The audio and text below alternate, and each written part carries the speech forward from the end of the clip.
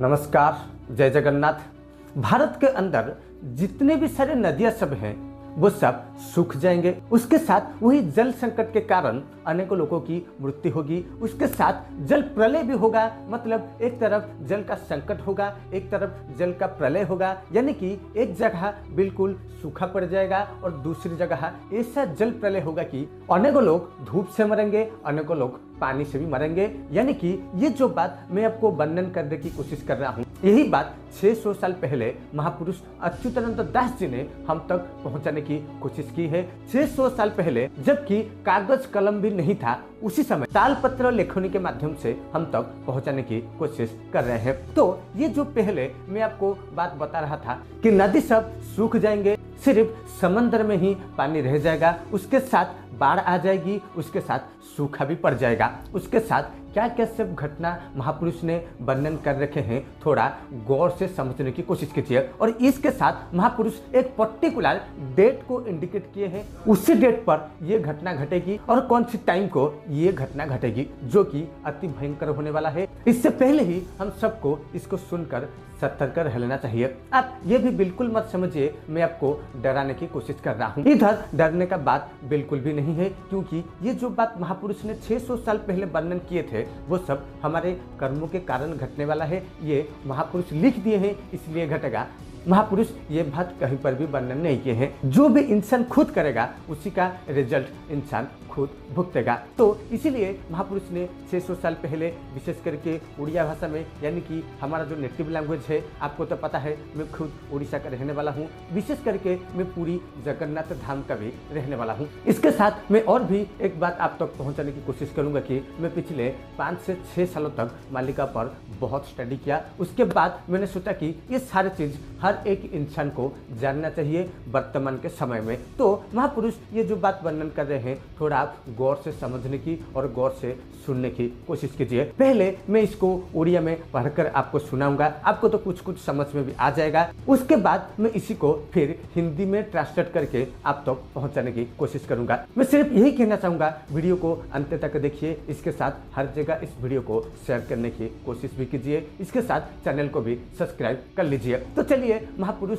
क्या इधर वर्णन कर रखे हैं, थोड़ा गौर से समझने की कोशिश कीजिए। नदी नाल सुखीजीव जल टोपे न मिल बड़ बड़ कूप मान सुखी होइब जल शून्य। यानी कि महापुरुष इधर वर्णन कर रहे हैं कि जो भी नदी नाल सुखीजीव, यानी कि जितने भी भारतवर्ष में नदियां सब है वो सब सूख जाएंगे, यानी कि वो सब शुष्क हो जाएंगे। इसके साथ महापुरुष वर्णन कर रहे हैं कि बड़ बड़ कूप मानो सुखी होइब जल शून्य। कूप मतलब हमने जो घर पर यूज कर रहे हैं हैंडल वाला ट्यूबवेल, उसी में भी पानी बिल्कुल नहीं आएगा, यानी कि जल स्तर बहुत ज्यादा गिरने वाला है। इसके साथ महापुरुष ने यह भी वर्णन किए हैं कि जल बिहुने मरिबे जल प्रलय मरिबे, यानी कि जल का बिहुने, यानी कि जहाँ पर जल नहीं होगा वो लोग भी मरेंगे, जिसको आप सूखा भी बोल सकते हैं। और उसी टाइम भिन्न भिन्न जगह पर जल प्रलय का संकट आ जाएगा। यानी कि आप थोड़ा अंदाजा लगाइए, एक तरफ बिल्कुल भी बारिश नहीं होगा, एक तरफ बिल्कुल भी सूखा पड़ जाएगा। इसके साथ ही इक्वली उसी टाइम पर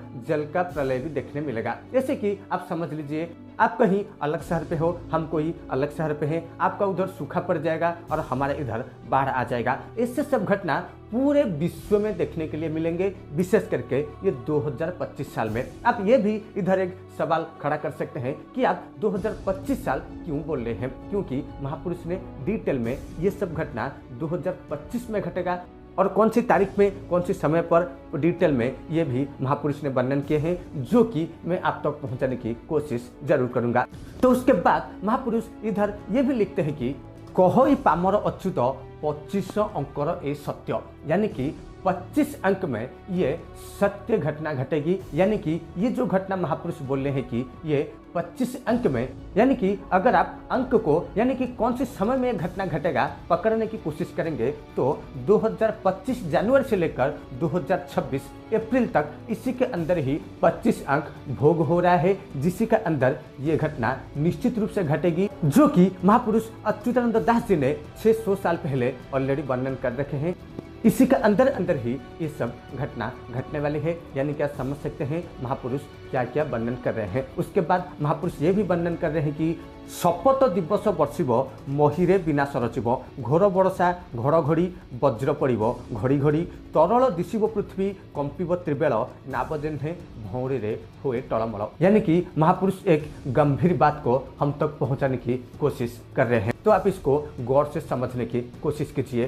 तरल दिशिब पृथ्वी कंपिब त्रिवेल यानी कि जल प्रलय बहुत जोर से होने वाला है। इसके साथ महापुरुष ये भी वर्णन कर रहे हैं कि शपथ दिवस वर्षिब यानी कि 7 दिन के लिए एक भयंकर बारिश होने वाला है, एक भयंकर तूफान आने वाला है। उसके साथ वज्रपात भी होने वाला है। इसके साथ हवा का रफ्तार भी ज्यादा रहेगा, जो कि 600 साल पहले महापुरुष ने डिटेल में कागज कलम तक तो नहीं था, तालपत्र लेखनी के माध्यम से हम तक पहुंचाने की कोशिश की है। 2025 में ये घटना घटेगी। महापुरुष ने जो भी वर्णन कर रखे हैं 7 दिन ऐसा बारिश होगा कि जल प्रलय आ जाएगा। लेकिन हम आपको ये भी क्लैरिफाई कर रहे हैं कि महापुरुष ने कौन सी जगह ये घटना घटेगी बिल्कुल भी वर्णन नहीं किए हैं। जो पर्टिकुलर इस जगह पर घटेगी महापुरुष ने इससे कोई बात नहीं किए हैं। लेकिन अब इसको थोड़ा गौर से अगर समझने की कोशिश करेंगे तो महापुरुष ने ज्यादातर बात उड़ीसा और भारत को लेकर वर्णन किए हैं। तो इसीलिए आप ये भी समझ सकते हैं कि इंडिया में कौन सी एक जगह पर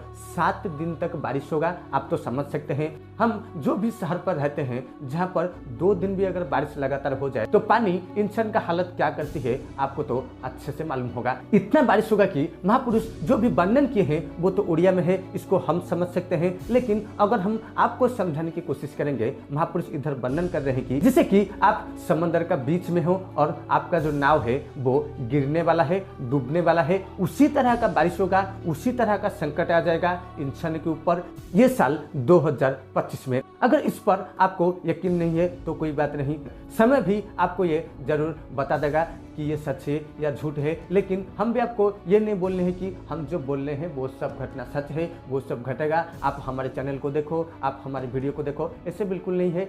जो भी कुछ महापुरुष ने वर्णन कर रखे हैं 600 साल पहले, वो इसीलिए भी वर्णन नहीं किए थे, वो सब लिख कर ही रह जाए। इसीलिए तो वर्णन किए होंगे कि ऐसा एक समय आएगा लोगों तक ये चीज पहुंचेगा और लोग सुनेंगे, समझेंगे, इसके साथ ही लोग सतर्क भी रह पाएंगे। दूसरी बात महापुरुष ये भी वर्णन कर रखे हैं कि मैं जो मालिका वर्णन कर रहा हूँ ये सिर्फ सतर्क होने के लिए, भयभीत होने के लिए बिल्कुल भी नहीं। क्योंकि ये जो सारे घटनाएं महापुरुष ने वर्णन कर रखे हैं डराने वाली चीज बहुत भी है। लेकिन वास्तव में जो इंसान इसको गौर से समझने की कोशिश करेगा, ये जो भी घटनाक्रम महापुरुष ने वर्णन कर रखे हैं कि ये समय पर ये घटना घटेगी, ये समय पर ये घटना घटेगी, आप थोड़ा यकीन मानिए ये सब कुछ हमारा ही किया हुआ है। लेकिन ये जो रिजल्ट हमको मिलेगा वही सब मालिका में वर्णन किया गया है, जिसको हम आप तक पहुंचाने की कोशिश कर रहे हैं। महापुरुष भी यही चाहते थे कि सब लोगों तक ये बात पहुंचे, लोगों सब सतर्क हो जाए। क्योंकि विनाश का जो समय अभी चल रहा है, अब देखिए पश्चिमी देशों में भयंकर युद्ध चल रहा है, किसी वक्त क्या भी घटना घट सकती है,